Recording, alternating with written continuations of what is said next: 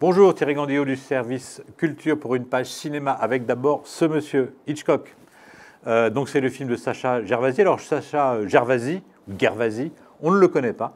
Il a fait un documentaire qui s'appelait Anvil, qui était consacré à un improbable groupe de rock canadien des années 80 qui tentait un improbable comeback en 2000. C'était très réjouissant, c'était très sympathique, mais il y avait à peu près 10 autres réalisateurs sur le coup. Il n'était pas du tout dans les premiers, il y en avait certains qui avaient des Oscars. Eh bien, c'est lui qui l'a eu, parce que c'est lui qui en a eu le plus envie, peut-être. Et c'est tout à fait justifié, car le film est très réjouissant, très intéressant. Et on passe un excellent moment, grâce aussi à un Anthony Hopkins absolument. Vous savez, Anthony Hopkins, c'est Hannibal Lecter, Le Seigneur des Anneaux, c'est Nixon, c'est un immense comédien, même de théâtre. Et donc il donne...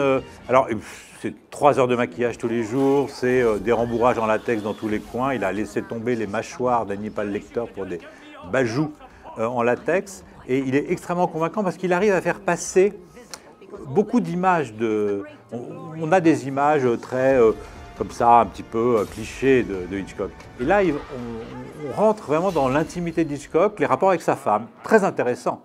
Alma Reville, en fait, en réalité, c'est elle qui tenait un petit peu les scénarios, c'est elle qui regardait le montage, c'est elle qui lui remontait le moral, parce que lui, il était déprimé, il avait des hauts, des bas, des très très hauts, des très très bas. Il était aux anxiolytiques, il buvait pas mal, il bouffait, il était boulimique. Et donc, il fallait quand même le soutenir. Et puis, bon, en plus, il aimait les coups de poker. Et là, donc, sur le tournage de Psychose, il joue un coup de poker incroyable. Personne ne se voulait de ce film. Le roman était totalement inconnu d'un certain Robert Bloch, sadique, pervers, violent. La Paramount ne voulait pas mettre un centime, donc il a hypothéqué sa maison. Et hop, banco.